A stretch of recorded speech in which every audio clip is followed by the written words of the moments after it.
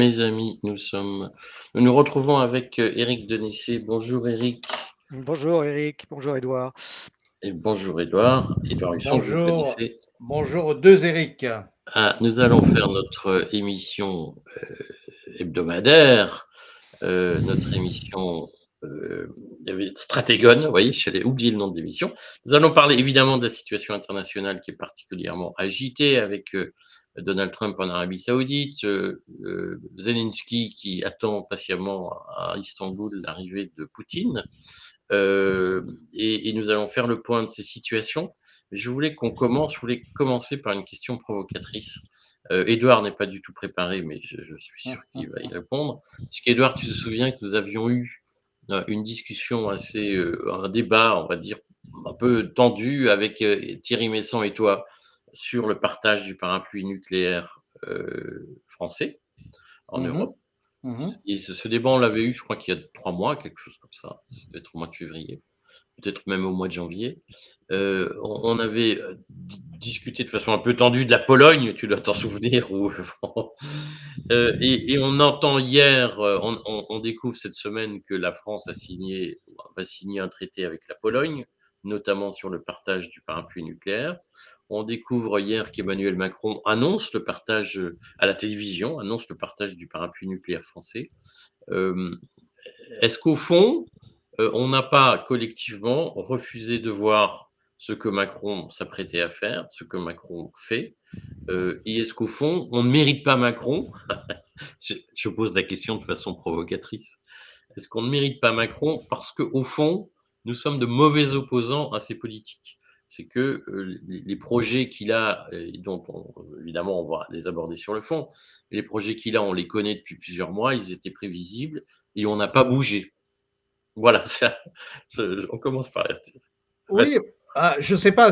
Nous, on a eu un débat nourri ici au Courrier qui aurait pu servir de modèle à l'Assemblée. Le problème, moi, je pense, sans vouloir du tout dire nous sommes de meilleurs opposants que d'autres, je crois que le problème, c'est qu'à l'Assemblée nationale, plus personne quasiment ne joue son rôle. Enfin, ce genre de sujet, comment le président de la République peut-il engager l'existence de la France, parce que c'est ça qui est en jeu. Imaginons le cas le pire, un gouvernement polonais devient totalement zinzin et décide de partir en guerre contre la Russie, d'une manière ou d'une autre, peu importe qui est l'agresseur. Et à ce moment-là, la France est impliquée dans la question de la défense suprême des intérêts polonais. Si je comprends ce que nous a annoncé M. Macron, c'est ça. Bon, où elle considère que les intérêts français sont alignés avec les intérêts polonais. C'est de la folie pure et simple, mais j'ai pas entendu effectivement de grandes voix d'opposition. Enfin, je vois deux personnes de tel parti qui s'affrontent pour savoir qui va présider le parti. L'un est au gouvernement, l'autre est dans une opposition grise, on va dire. Je vois un autre parti dont la principale responsable soigne ses plaies après une affaire judiciaire qui n'a pas tourné comme elle espérait, etc., etc. Je veux dire, il n'y a pas d'opposition dans ce pays, ça je suis bien d'accord, pas d'opposition politique. Eric, vas-y, puisque je vais quand même après retourner un peu le couteau d'un peu. Oui, non, je suis d'accord avec l'analyse d'Edouard. Malgré sa déroute aux dernières législatives, Macron, qui finalement est en situation de cohabitation, a réussi à diviser et à endormir l'Assemblée. C'est absolument ahurissant que ni à gauche ni à droite on intervienne sur ce sujet-là. Ça montre aussi, il faut s'en souvenir, le peu d'appétence et le peu de compétences de nos élus pour les questions de défense et de politique étrangère. Ça a toujours été le cas, mais là c'est vrai que c'est encore plus marqué avec cette nouvelle Assemblée. Ils ne mesurent pas ce qui est en train de se passer, je crois, tout simplement, ou alors ils sont totalement anesthésiés. Et cette décision, en tout cas ces annonces, parce que pour l'instant rien n'est fait de la part du locataire de l'Élysée, c'est une forme de réaction d'autocrate, parce qu'on ne peut pas prendre une telle décision sans en référer ni au Parlement ni à la nation. C'est une méconnaissance de l'histoire de ce qu'a été notre dissuasion nucléaire dans sa création, et même d'ailleurs de la direction de la nation française. Et puis faire ça avec un pays qui n'est même pas frontalier, on va y revenir, un pays qui n'a jamais joué le jeu de l'Europe, puisqu'il faut rappeler que la Pologne, sur des fonds structuraux européens, a toujours acheté des armes américaines ou sud-coréennes. Voilà, donc c'est absolument ahurissant, mais comme tous les deux, j'observe cette absence totale de réaction, à part quelques-uns, mais encore une fois, à part crier et protester, il n'y a pas de, il n'y a pas de réaction constructive pour mettre un terme à ces, comment dire, à ces agitations de Macron. Bon, moi, je tiens quand même à ajouter pour ceux qui vont nous regarder qu'il y a quelque chose qui me stupéfie dans notre époque, c'est que je vois plein de gens qui vocifèrent contre Macron, qui nous accusent d'être macronistes parce qu'on n'est pas assez virulent. Et quand on essaye de porter un débat important en disant, enfin, celui qu'on va avoir notamment, est-ce que la France peut partager son parapluie nucléaire? Moi, je suis pas forcément hostile, mais j'estime que dans une démocratie normale, il faut un débat et que le fait que ce soit fait sans débat est un problème. Je constate qu'au fond, très peu d'opposants relayent ça parce que ils sont avachis. Alors, ils se racontent qu'ils sont des grands dissidents, mais en réalité, ils ont la flemme d'aborder les problèmes techniques et ils se contentent de quelques slogans. Et je trouve que moi, je pense que nous sommes collectivement coupables. Je me mets dans le lot, mais je pense qu'aujourd'hui, la grande chance de Macron, c'est d'avoir des opposants nuls et avachis, même si on peut se targuer, nous, de porter le fer sur des sujets complexes. Et au fond, je pense que collectivement, nous méritons Macron.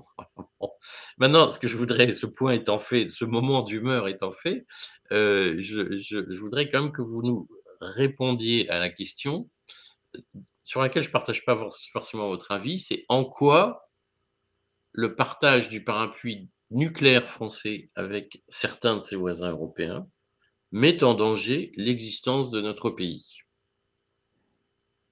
Je commence. Allez. Alors, je pense que si on prend la dissuasion nucléaire telle qu'elle a été imaginée, et finalement, quel est le régime politique qui correspond à l'existence technique et à la maîtrise de la dissuasion nucléaire. Et il me semble que l'émergence de l'arme nucléaire, qui est une arme de destruction absolument massive, puisqu'elle peut exterminer un peuple, c'est précisément l'âge de la guerre des peuples. C'est ça, la guerre des peuples depuis la Révolution française. Parallèlement, il y a un développement technique qui fait que on a les moyens, non pas simplement de bombarder Dresde et quelques villes allemandes avec des bombes incendiaires, mais qu'on a les moyens d'anéantir éventuellement toute l'Allemagne ou tout le Japon ou tout autre pays. Et donc, à partir de là, le général de Gaulle, placé dans cette situation, il a fait deux remarques. C'est que d'abord, ça ne pouvait être que le président de la République élu par le peuple français et vérifiant régulièrement qu'il avait la confiance du peuple français, qui pouvait être chargé d'appuyer éventuellement sur le bouton nucléaire quand il considérait que les intérêts vitaux de la nation étaient en jeu. Bon, c'est une décision extrêmement lourde. On a par exemple un autre président de la République, Valéry Giscard d'Estaing, qui dans un livre de mémoire a dit que lui, il n'aurait jamais appuyé sur le bouton nucléaire. Ce qui est d'ailleurs assez curieux de la part d'un ancien président, mais ça montre bien que toute personne qui prend au sérieux cette réalité, le chef des armées est aussi celui qui peut prendre la décision de vie ou de mort, non seulement sur une nation adverse, mais potentiellement sur la sienne, parce qu'il peut y avoir des représailles, eh bien, c'est une responsabilité très lourde. Alors, pour que ça marche avec un autre pays, il faudrait en fait qu'il y ait une démocratie des deux pays, avec une union, avec un gouvernement commun, avec un président élu, un chef de l'État élu par les deux pays. Et autant que je sache, on ne va pas fusionner ni avec l'Allemagne ni avec la Pologne, puisque ce sont les deux pays avec lesquels la question se pose. Et donc pour moi, c'est une absurdité logique, en même temps qu'un grand danger existentiel pour le pays, parce que nous ne sommes absolument pas maîtres de ce que vont dire les uns et les autres. Imaginons que l'Allemagne ait accepté la proposition d'Emmanuel Macron. Lorsqu'ensuite Friedrich Merz dit qu'il veut envoyer des missiles Taurus sur le pont de Crimée, et ça peut déclencher potentiellement une guerre avec avec la Russie. Alors on sait qu'entre-temps, des gens lui ont mis des bâtons dans les roues, mais est-ce que nous, on va suivre là-dessus? Si notre allié, notre partenaire mène une mauvaise cause, est-ce que nous sommes obligés? Moi, ça me paraît totalement indéfendable. Voilà le point de vue. Éric. Alors, j'ai presque envie de dire, il n'y a pas de débat parce que j'adhère totalement à ce que vient de dire, Édouard. Moi, je préciserai deux choses. Édouard a parlé très justement d'intérêts vitaux de la nation. Donc, c'est vraiment ce droit d'engager la vie ou la mort du pays, parce qu'il faut rappeler que nous avons un arsenal limité. Il est encore plus limité que pendant la guerre froide. Pendant la guerre froide, nous avions 6 sous-marins nucléaires lanceurs d'engins, nous avions des missiles tactiques Pluton, et puis on a essayé de construire les missiles Hades qui n'ont jamais vu le jour. Nous avions une flotte de Mirage 4 qui était plus importante. Nous avions des missiles en silo sur le plateau d'Albion. Alors, on a conservé encore une capacité de frappe avec la modernisation qui est réelle, mais il faut aussi rappeler qu'on a supprimé depuis 1995 les essais, et quoi qu'on en dise, et bien sûr les gens de la direction des applications militaires du CEA ne l'avoueront jamais, quelles que soient les qualités de la simulation, ça ne nous garantit pas les mêmes résultats qu'un test en grandeur nature. Donc je pense que notre système est encore à peu près dimensionné pour la France, mais avec une interrogation. Quid de tout ce que nous faisons en simulation? Donc déjà, quand bien même nous voudrions étendre la dissuasion, nous n'avons pas, je dirais, un arsenal suffisant pour en faire profiter d'autres pays, parce que cet arsenal a d'abord été uniquement dimensionné pour les intérêts vitaux français, et qu'en plus il est réduit par rapport à la fin de la guerre froide. Deuxième élément, effectivement, c'est quelque chose qui doit rester purement national, mais ça montre une nouvelle fois que Emmanuel Macron ne connaît pas l'histoire, puisque l'arme nucléaire a été décidée par la 4e République, puis reprise par De Gaulle, et je dirais surtout théorisée par un certain nombre de généraux, dont Poirier, qui ont fait un travail absolument extraordinaire, il faut le dire. La logique et le concept de dissuasion français, c'est quelque chose qui est assez extraordinaire. Il faut aussi rappeler que nous avons dimensionné nos forces armées en fonction de la dissuasion. C'est-à-dire que normalement, la dissuasion nous exonère de combats terrestres et aéroterrestres de grande ampleur. Nous avons, même si aujourd'hui nous n'avons pas assez d'effectifs, nous avons depuis le début de la 5e République dimensionné nos forces terrestres parce que nous avons la dissuasion nucléaire. Donc là aussi, le fait de l'accorder à un autre pays remet tout le système en cause. Et puis, dernier point qui pour moi est important, quelles sont les contreparties? Les Américains, pendant toute la guerre froide, ont appliqué la dissuasion, ont étendu leur dissuasion dans le cadre de l'OTAN, mais les contreparties en matière d'influence politique, d'influence économique, d'achat de matériel américain et, je dirais, d'adhésion quasi automatique, si ce n'est aveugle, des pays de l'OTAN à la politique étrangère américaine, représentaient les contreparties de cette assistance. Or, aujourd'hui, qu'est-ce que nous allons... Enfin, d'abord, je pense que c'est une absurdité, mais quand bien même Macron irait un peu plus loin, qu'est-ce que nous allons avoir comme contrepartie avec la Pologne, en sachant que nous sommes aujourd'hui, quand on regarde ce qui s'est passé à Kiev et à Londres ces derniers jours, associés à 3 pays qui sont fondamentalement anti-russes. C'est le cas de la Grande-Bretagne, c'est le cas de la Pologne et c'est le cas de l'Ukraine. Une Allemagne dont on ne sait pas où elle va. Donc, voilà, c'est quelque chose de très inquiétant. On se demande ce que nous faisons, nous, Français, dans cet attelage, qui n'est pas un attelage européen, qui n'est pas l'Union européenne, puisqu'on ne nous parle pas des Italiens, on ne nous parle pas des Espagnols et de nombreux autres. Donc, voilà, il y a quelque chose de très étonnant. Encore une fois, la dissuasion, c'est la véritable maîtrise de notre destin. Nous n'avons pas de quoi faire une guerre nucléaire, nous avons de quoi envoyer un ultime avertissement et raser quelques villes étrangères, mais en sachant qu'en retour, probablement, la France sera atomisée. Donc, nous laisser entraîner dans une guerre par des Polonais qui sont des gens charmants, il n'y a rien à dire là-dessus, mais dont on voit l'irresponsabilité et il y a peut-être de bonnes raisons, mais l'obsession anti-russe, c'est prendre un risque démesuré. C'est absolument inconséquent.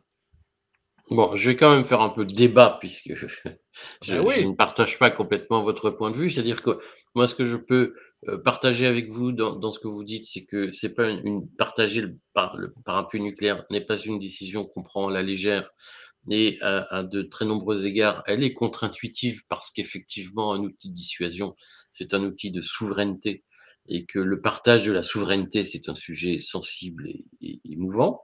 Simplement, moi, je pense que, on peut nous reprocher, un manque de cohérence dans notre vision.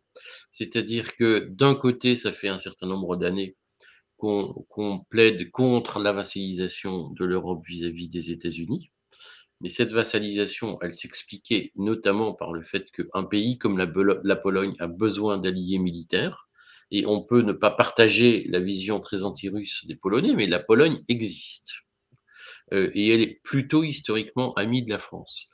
Et je trouve compliqué d'avoir dénoncé pendant des années, moi je l'ai fait très volontiers, la vassalisation d'un pays comme la Pologne vis-à-vis des États-Unis, d'un pays comme l'Allemagne vis-à-vis des États-Unis. Et le jour où on a l'opportunité de penser le système de sécurité en Europe autrement, avec une marginalisation des États-Unis et le développement d'un rayonnement français, au fond, je trouve que nous sommes déceptifs lorsque nous disons non, ça ne nous intéresse pas. Et je retiens la proposition très judicieuse, je trouve, enfin, la remarque très judicieuse d'Éric Denessé sur les États-Unis ont obtenu des contreparties en échange de leur protection militaire, du bouclier qu'ils apportaient aux Européens. Et je pense que cette question-là, elle doit être au centre de notre réflexion stratégique aujourd'hui. C'est est-ce que, non, quelle contrepartie d'influence nous demandons à l'Allemagne, à la Pologne, en échange de ce que nous leur apportons? Et je retourne la question, c'est qu'au fond, est-ce que nous ne sommes pas face à une occasion extraordinaire, une opportunité de reprendre la main en Europe, de regagner des parts de marché, des parts d'influence, en troquant, en négociant pied à pied l'aide que nous pouvons apporter à un pays comme la Pologne, un pays comme l'Allemagne, en échange de marchés d'armement, en échange d'une influence politique, en échange d'un autre ordre européen que l'ordre bruxellois. Voilà. Moi, ce qui me gêne, c'est que j'ai l'impression que tout le monde est d'accord pour dénoncer Bruxelles, dénoncer les États-Unis et tous les méchants. Et quand on dit, bon, ben voilà, maintenant, prenez le lead, emparez-vous du sujet. Ah oui, non, mais nous, on fait rien. J'ai un peu l'impression qu'on fait ça aujourd'hui. Alors, Eric, moi, je vais changer peut-être le point de vue. Et je pense qu'effectivement, il y a peut-être un malentendu. Personnellement, donc c'est vraiment mon avis que j'exprime, je ne pense pas que la France soit seulement une puissance européenne. Et je pense même que historiquement, un des drames de la France, c'est de se laisser manger par l'Europe, par les questions européennes, par les querelles européennes, et de ne plus avoir assez d'énergie pour le reste du monde.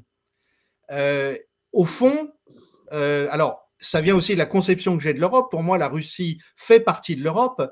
Et donc, le problème que nous avons, c'est que si, par exemple, nous appuyons la Pologne contre la Russie, nous prenons parti dans une guerre intra-européenne, alors que la France, dans ses plus grandes périodes, prenons le cardinal de Richelieu pour viser haut, c'est un pays qui, au contraire, vise à assurer l'équilibre européen. Mais par ailleurs, moi, je trouve dramatique que, je dirais que moi, du point de vue français, le leadership de l'Europe ne m'intéresse pas. Parce que, pour moi, la France a le deuxième domaine maritime du monde.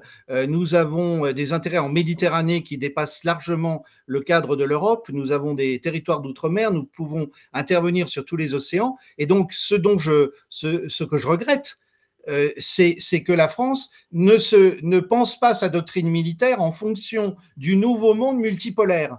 Et toute l'énergie qu'on va mettre dans l'Europe, y compris pour éventuellement remplacer un peu les États-Unis qui se retireraient d'Europe, pour moi, c'est de l'énergie et de l'argent perdu. Voilà, j'ai cette vision-là. Donc, c'est la raison pour laquelle partager la dissuasion avec une autre puissance européenne ne m'intéresse pas.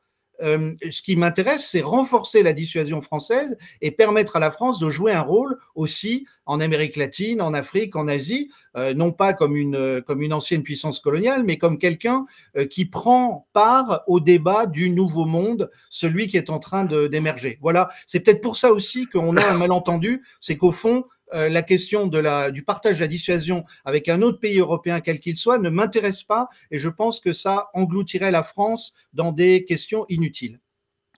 Mmh.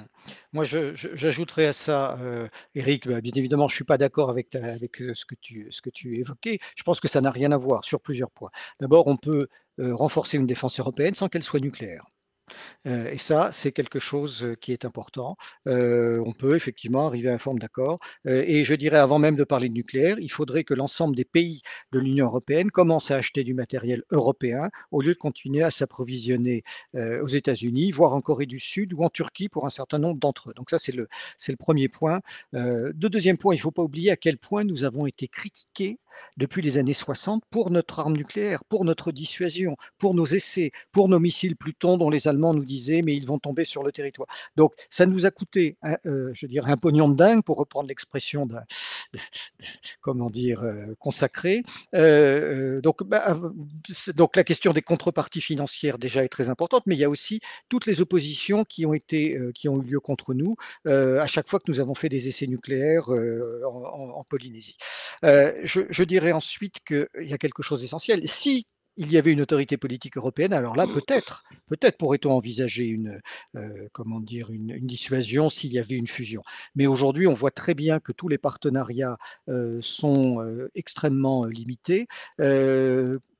À partir des années 2010, quand la France a essayé de passer un partenariat, enfin, a passé un partenariat avec les Allemands en disant nous, la DGSE, nous suivons ce qui se passe au Sahel, vous, le BND allemand, vous suivez ce qui se passe en Europe de l'Est, en Ukraine notamment, les échanges n'ont pas été concluants parce que les Allemands se foutaient de ce qui se passait au Maghreb et que nous avions baissé la garde assez légitimement à l'époque en pensant qu'il n'y avait pas de danger majeur côté Ukraine. Maintenant, moi, il y a aussi un autre point que Edouard soulevait, il n'y a pas de menace aujourd'hui. Nous sommes face à une menace russe fantasmée. Donc aujourd'hui, étendre la dissuasion nucléaire, c'est aussi une forme de provocation vis-à-vis des Russes en leur disant de manière ex abrupto, nous vous considérons comme une menace. Et alors là, il y a un autre élément qu'il faut prendre en compte, c'est que le déficit, le décalage d'arsenal nucléaire est absolument considérable. C'est-à-dire que pour qu'une dissuasion nucléaire française étendue à l'Europe puisse avoir un sens, il faudrait qu'elle soit le double ou le triple de ce que nous avons aujourd'hui. Donc c'est vraiment pas sérieux.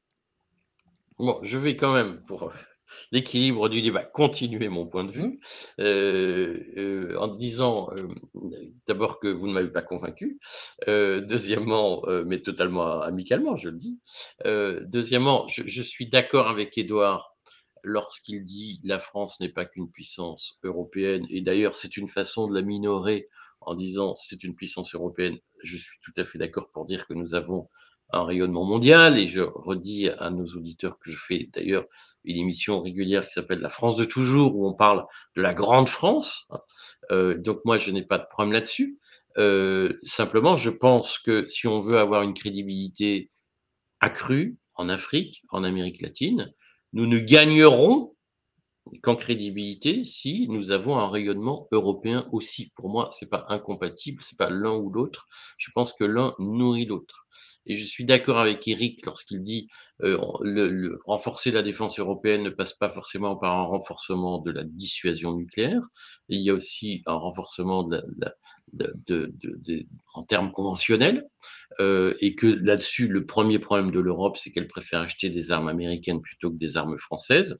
Je suis tout à fait d'accord avec Eric pour dire que, évidemment, que le nucléaire n'est pas tout, et c'est pas parce qu'on a un parapluie nucléaire qu'on doit se dispenser d'avoir une réflexion sur les forces conventionnelles.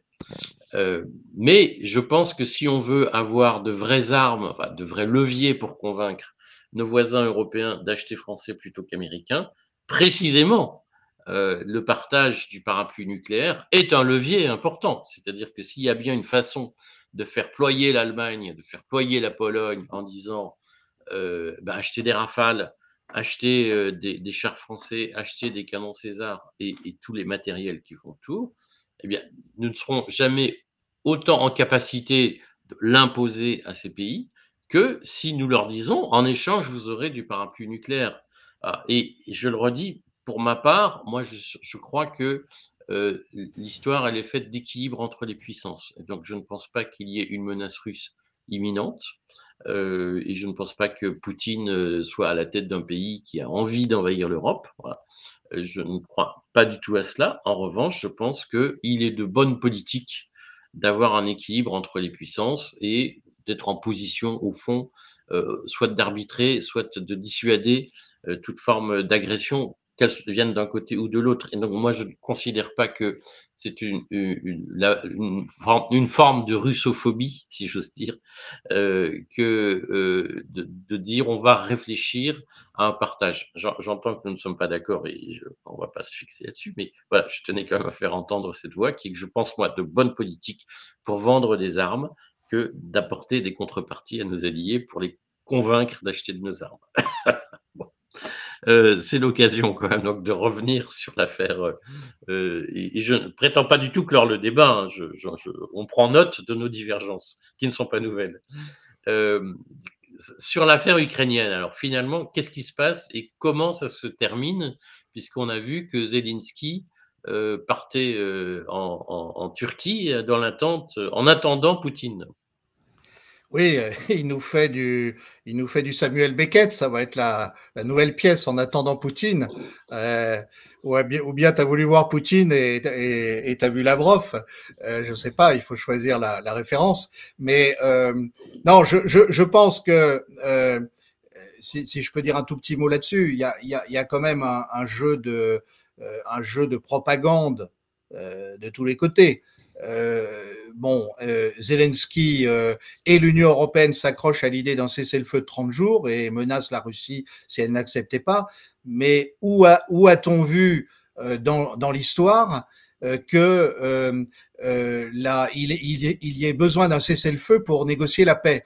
Je veux dire, les guerres, souvent, elles continuent et parallèlement, on négocie. Alors, je vois bien le coup d'échec qu'a joué Poutine, puisque Trump disait maintenant ça me regarde plus, ils sont insupportables ces Russes et les Ukrainiens, il faut négocier ensemble, il faut qu'ils négocient ensemble, les États-Unis s'en désintéressent. Maintenant qu'ils ont leur accord sur les terres rares ukrainiennes, et ben Poutine a dit chiche, et il a dit oui, voilà, il va y avoir une négociation. Mais évidemment, une négociation, elle va pas commencer par la rencontre des deux présidents, puisque quand deux chefs d'État se rencontrent, c'est parce que les accords ont été élaborés au préalable par des équipes de négociateurs. On remarque un petit changement, quelque chose sur quoi Poutine a mis de l'eau dans son vin, c'est qu'il avait au départ mis, en tout cas, on avait pensé qu'il mettait comme condition que ça soit quelqu'un d'autre que Zelensky qui soit le négociateur, puisqu'il considérait que Zelensky n'avait plus de légitimité vu qu'il n'y a pas eu d'élection présidentielle au printemps 2024 en Ukraine. Donc il semble que là-dessus les Russes aient lâché du lest. Moi je ne pense pas que jeudi il va y avoir une percée décisive dans les négociations. Je peux me tromper. Je crois que ça va être le début de négociations laborieuses. Éric. Oui, il y a une véritable guerre de l'information qui prête à sourire d'ailleurs, parce qu'on voit Zelensky s'agiter comme le hamster dans son tourniquet. Les déclarations de ces dernières semaines sont assez comiques, hein, de la part du groupe des Européens qui sont réunis avec Zelensky à Kiev en se disant nous posons un ultimatum à la Russie quand on voit nos moyens, nous allons lancer maintenant des sanctions absolument incroyables. Tout ça n'est pas très sérieux. Et puis surtout, il y a cette espèce de logique en disant nous voulons faire plier Poutine pour les négociations. Zelensky a dit hier, s'il ne vient pas à Istanbul, ce sera une défaite pour lui. Bon, il y a plusieurs choses. D'abord, il faut rappeler que ce sont les Ukrainiens, avec le soutien des Britanniques, des Américains et des autres Européens, qui ont refusé les négociations de fin mars 2022. Donc ça, il faut le rappeler. Donc se présentant aujourd'hui comme je dirais, avec une espèce de virginité en disant c'est nous qui voulons la paix et Poutine ne la veut pas, c'est se moquer du monde. Deuxième chose, il faut rappeler que c'est l'Ukraine qui est en train de perdre la guerre et que les sorties assez rocambolesques de Zelensky sont assez ridicules. On voit à quelle vitesse lui change son fusil d'épaule, puisqu'il a dit en quelques jours que le fait qu'il soit inscrit dans la Constitution que toute négociation avec la Russie n'était pas valable, il a donc dit maintenant nous allons changer la Constitution. Et puis après il a dit aussi mais c'est dans la Constitution, mais ça ne me concerne pas moi qui suis président. Voilà, et il s'est précipité, bien sûr, il se précipite à, comment dire, à Istanbul. C'est un homme qui a besoin d'exister. D'ailleurs, si on fait le bilan de ceux qui le soutiennent le plus, que ce soit Starmer, Merz ou Macron, on voit que ce sont tous des leaders européens qui sont dans une situation difficile. Hein. Starmer vient de perdre une partie des élections locales en Grande-Bretagne. Macron, on connaît sa situation en France. Merz a été assez mal, même voire très mal élu à son poste de chancelier. Donc, ils ont aussi besoin d'exister sur la scène internationale. Ils ont déclaré il y a quelques jours qu'ils avaient le soutien des Américains, ce qui est une foutaise intégrale, puisque on n'en parle quasiment pas à Washington, que Trump a même déclaré ces derniers jours que pour lui, l'Europe était pire que la Chine. Alors, il parlait de l'industrie pharmaceutique. Plus méchante. Plus méchante. Alors, ça, c'est bien sûr à des fins de politique intérieure vis-à-vis des Américains, mais ça montre aussi qu'il est extrêmement distant vis-à-vis des Européens et qu'il ne s'engagera pas. Donc, voilà, tout ça est de l'agitation. Je pense que Poutine a laissé entendre qu'il ne serait pas opposé discuter avec Zelensky, mais rien ne nous dit qu'il va le faire. Il est peut-être aussi en train de le tromper. Donc, je crois qu'il faut être très prudent sur le terrain. Les choses avancent toujours très très lentement d'ailleurs côté russe, mais elles avancent. On a vu à l'occasion des fêtes du 9 mai le soutien international très important de la Russie par tous les pays du Sud global et même certains pays européens. Donc tout ça pour moi relève d'une agitation de ces 4 ou 5 leaders européens qui entourent Zelensky et finalement qui ne pèsent d'aucun poids. Est-ce que, et moi ce que j'arrive pas à comprendre, c'est que d'abord, je sais plus où en est Trump de son intervention dans la médiation entre Poutine et Zelensky, puisqu'on a eu un Trump à un moment donné remonté contre Poutine, qui en tout cas, Trump n'a pas apporté la solution miracle dans le conflit comme il avait annoncé qu'il le ferait. Est-ce qu'il n'y a pas en sous-main quand même une forme d'harmonie ou de coopération entre Européens et Russes et Américains face à Poutine dans le dossier ukrainien? Alors, moi, je ne pense pas. Je pense qu'il y a il y a deux positions en Europe, me semble-t-il. Il y a la position, on va dire, de la France, de l'Allemagne, visiblement avec Merz, à laquelle s'est jointe la Grande-Bretagne, même si elle n'est plus dans l'Union européenne, qui est une position qui se veut très très très dure avec la Russie.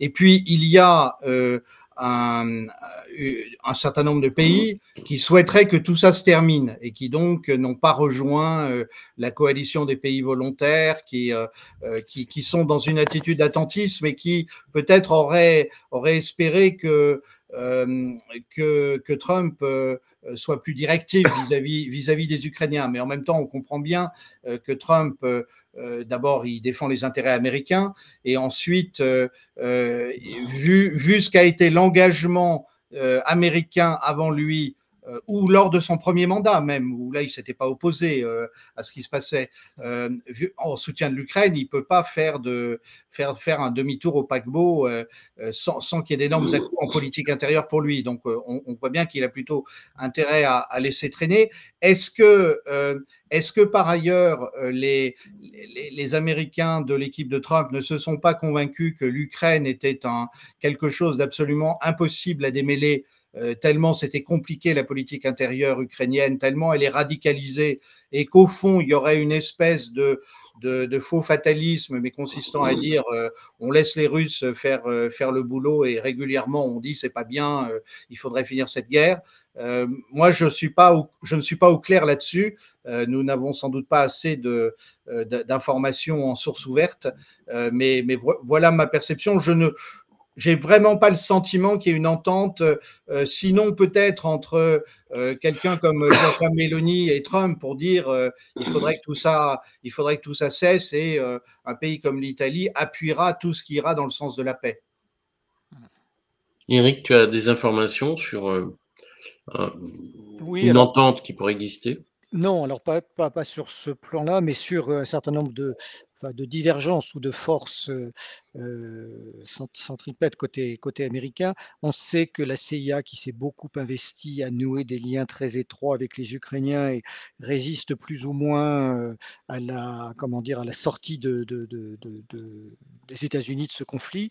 Les Britanniques sont aussi extrêmement actifs, non seulement sur place, mais pour faire en sorte que les Américains continuent à avoir ce soutien vis-à-vis des Ukrainiens. On sait d'ailleurs que même pendant les années précédentes, sous le mandat Biden, les Britanniques ont rabiboché au moins 2 reprises Washington avec Kiev quand les Américains étaient parfois excédés du comportement de Zelensky.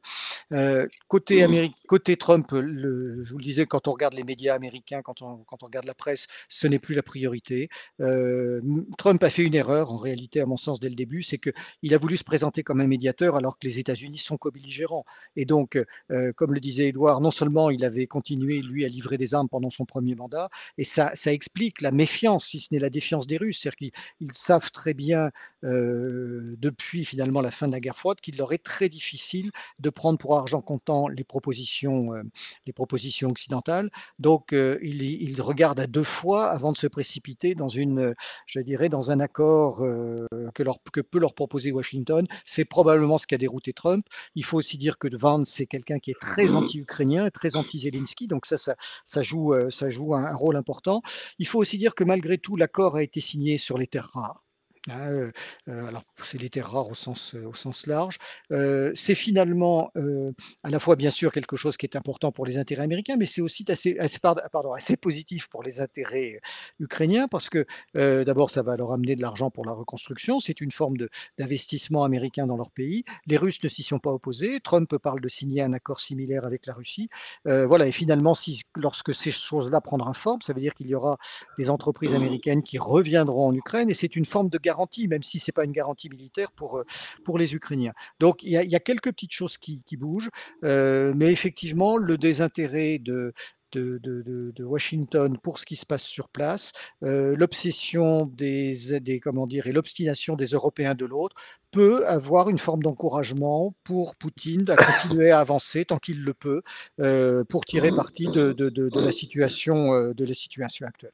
Et effectivement, en Europe, comme le disait Edouard, on a le trio Meloni, Fico, Orban qui plaide beaucoup plus pour une sortie de la guerre, voilà, mais qui a priori ont été écartés par ce carteron des autres Européens qui ne sont pas tous dans l'Union européenne. Et c'est quelque chose que je trouve tout à fait regrettable parce qu'il est en train de se créer un fossé entre l'Italie et la France, qui sont 2 pays frères. Et on voit l'exaspération monter côté italien, avec notamment une volonté finalement de prendre des positions contre la France dans la zone méditerranéenne, qui est la zone où nos 2 pays se trouvent. Et ça, nous sommes en train de créer des dissensions entre nos 2 pays qui sont tout à fait regrettables. Dans le règlement final en réalité, je vais poser la question autrement.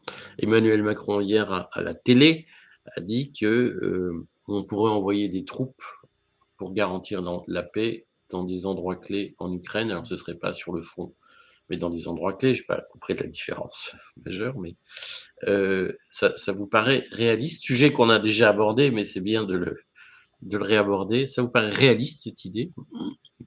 Alors, je pense que lorsqu'il y aura un règlement de paix, les Russes s'opposeront absolument au positionnement de contingents étrangers en Ukraine. Ce qu'ils veulent, c'est la neutralité de l'Ukraine. Ce qui est assez étonnant, c'est que les positions russes, qu'on les aime ou qu'on les aime pas, elles sont extrêmement constantes dans le temps. Elles ne changent jamais. Au fond, ce que la Russie veut, c'est une Ukraine sans armes nucléaires, avec un engagement ferme là-dessus. C'est une Ukraine neutralisée, qui donc n'appartienne pas à l'OTAN, ça va de soi. Mais je pense que ça inclut aussi le fait des contingents d'armées de l'Union européenne.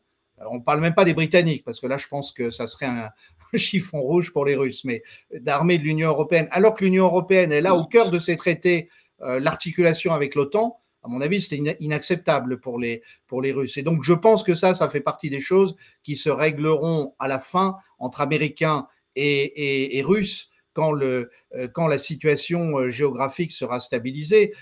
Mais encore une fois, hein, à travers l'histoire, et on pourrait même remonter jusqu'à l'Union soviétique, les Russes ont toujours argumenté de la même façon diplomatiquement, en essayant d'obtenir, et d'ailleurs ils ne l'ont quasiment jamais obtenu, le traité de 55 sur l'Autriche est une exception, où la neutralité de la Finlande pendant la guerre froide était un autre exemple exceptionnel, mais ils ont toujours espéré qu'il pouvait y avoir une zone neutre entre la zone occidentale et la leur. Et au fond, c'est ce qu'ils demandent sur l'Ukraine. Mais je pense que l'Ukraine fait tellement partie de la zone d'intérêt vitaux de la Russie que là, ils ne vont pas céder sur ce point. Et un deuxième point pour moi qui va être clé dans les négociations, ça va être le statut de la ville d'Odessa. Est-ce que les Russes l'annexent ou pas? Est-ce que les Russes exercent un protectorat? Est-ce que c'est une ville neutre mais à laquelle les Ukrainiens ont accès pour garder un accès à la mer? À mon avis, c'est là-dessus que la négociation… Quand on entendra parler d'Odessa, ça voudra dire que la négociation est devenue sérieuse. Oui, mais en effet, alors plusieurs choses. S'il y a un accord de paix et s'il doit y avoir des forces en interposition, ça ne peut être qu'une action de l'ONU. Hein, comme le disait Édouard, l'Union européenne, depuis la disparition de l'Union de l'Europe occidentale, l'UO, a un bras armé qui est l'OTAN. Donc, pour les Russes et dans le contexte actuel, l'Union européenne, c'est l'OTAN. Donc, avoir des troupes de l'OTAN qui reviennent sur le territoire, qui viennent sur le territoire ukrainien pour garantir sa sécurité, c'est finalement poursuivre une forme de co-belligérance. Pour la neutralité de l'Ukraine, effectivement, ça a toujours été une constante russe et ils utilisent, même si on ne reprend pas toujours cet argument en Occident, ils utilisent aussi le parallèle avec la doctrine Monroe. On leur reproche de vouloir être maîtres dans leur étranger proche, mais les Américains ne font pas différemment sur leur territoire. Il y a deux autres points qui me semblent importants. Que ce soit pour l'histoire de la dissuasion nucléaire ou l'envoi des forces françaises sur place, il faut commencer par regarder de notre côté toutes les lacunes de notre système. Aujourd'hui, la priorité numéro 1 pour la sécurité de la France, c'est rétablir l'ordre dans les banlieues, hein, contre cette violence qui ne cesse de croître, contre ces problèmes de drogue, contre ces problèmes d'incivilité qui posent un problème à la fois pour le vivre ensemble et pour la sécurité des Français. Donc, commencer à vouloir étendre nos faibles moyens à l'étranger est quelque chose qui me semble tout à fait aberrant. Et puis, les événements de ces dernières semaines aussi remettre un autre élément en lumière. Quand on voit que l'AfD pourrait être interdite en Allemagne, quand on voit les réactions le week-end dernier, tout à fait légitimes pour moi, contre le défilé dans les rues de Paris et de France d'un certain nombre de groupuscules d'extrême droite et le rejet que ça a provoqué, continuer à soutenir un régime comme celui de Zelensky, dans lequel, il faut le rappeler sans cesse, la proportion des bandéristes ou des néo-nazis, peu importe comment on les appelle, est fondamentale. Ces gens-là sont vraiment des prêcheurs de haine, ils l'ont montré depuis 2014 contre les gens du Donbass. C'est encore une fois une contradiction absolument phénoménale. Et tant que nous ne l'aurons pas résolu, c'est quelque chose qui est très très important aussi pour les Russes. Et ils ne cessent de le redire. On peut reconnaître qu'ils exagèrent. L'Ukraine n'est pas un État néo-nazi, mais l'importance des néo-nazis dans les structures ukrainiennes, dans la manière dont ils se sont emparés du pouvoir, dont ils influent sur la politique de leur pays, quelque chose d'important, et c'est quelque chose que les Russes ne supportent pas. J'en profite pour redire que la semaine dernière, j'ai longuement interrogé Benoît Paré, qui était observateur de l'OSCE, un Français observateur de l'OSCE en Ukraine, et qui, pendant 8 ans, et qui a, je trouve, livré une passionnante interview sur ce qu'il a vu, notamment sur l'influence des néo-nazis, et notamment de la Légion Azov, sur la politique ukrainienne et sur sa stratégie internationale. Il nous reste 1 minute pour dire 3 mots du voyage de Donald Trump en Arabie Saoudite et au Moyen-Orient. Est-ce qu'il faut en attendre quelque chose d'important, notamment la reconnaissance de l'État palestinien ou pas? Nous y reviendrons la semaine prochaine plus longuement, mais vous avez 1 minute pour répondre. C'est un tout petit sujet. C'est sans doute un apéritif pour un débat plus important. Visiblement, alors moi je le dis très rapidement, visiblement Trump a voulu frapper les esprits par un long discours, un discours fleuve, qui était apparemment plus rédigé que ses interventions habituelles. Alors, c'est assez étonnant parce qu'il veut faire bouger les lignes. Donc, par exemple, il est plus ouvert sur l'Iran, il est moins il est moins sympathique envers Israël, et en même temps, il mise toujours, un peu comme pendant son premier mandat, énormément sur l'Arabie Saoudite. Donc, est-ce qu'il change tellement les choses ou pas? La fin des sanctions concernant la Syrie, concrètement, voilà, je donne juste cet exemple. La fin des sanctions concernant la Syrie, qu'est-ce que ça veut dire? Est-ce que ça veut dire que des entreprises américaines vont s'installer en Syrie pour exploiter, par exemple, le pétrole, le pétrole syrien? Est-ce que ça veut dire que on va laisser la Syrie exploiter elle-même ses ressources, et avec quels moyens d'ailleurs? Voilà, c'est des choses, ça ouvre beaucoup de questions. En tout cas, les 600 milliards de dollars d'investissement saoudien, c'est je crois 50% de plus que ce qui avait été signé lors du voyage de 2017 de Trump en Arabie Saoudite. C'est une somme assez impressionnante. Éric, le mot de la Oui, fin. effectivement, ce voyage est intéressant, c'est de la diplomatie économique, ça fait bouger les lignes.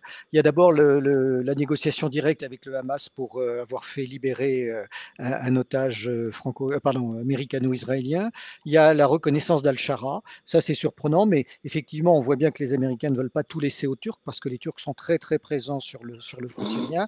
D'une certaine manière, ça donne du crédit à ce qu'a fait Emmanuel Macron en recevant Al-Shara à l'Élysée, ce qui est pour moi un scandale absolu puisque c'est un djihadiste. Il repart avec 142 milliards de contrats d'Arabie Saoudite. C'est quelque chose d'assez, d'assez extraordinaire. Non, moi, pour l'instant, le point principal que j'en retiens, c'est quand même, c'est une forme de gifle à Benjamin Netanyahou. On sent le fossé se creuser, alors que tout le monde s'attendait à ce qu'il y ait un soutien, indéfectible de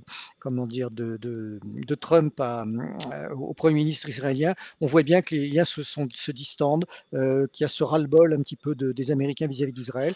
Et je note aussi, parce que c'est important, on a vu le discours très intéressant en France de Madame Orviller, le grand rabbin, qui commence, et c'est très révélateur sur comme la manière dont réagit la communauté juive de France, qui commence à dénoncer cette politique absolument inadmissible de Netanyahou.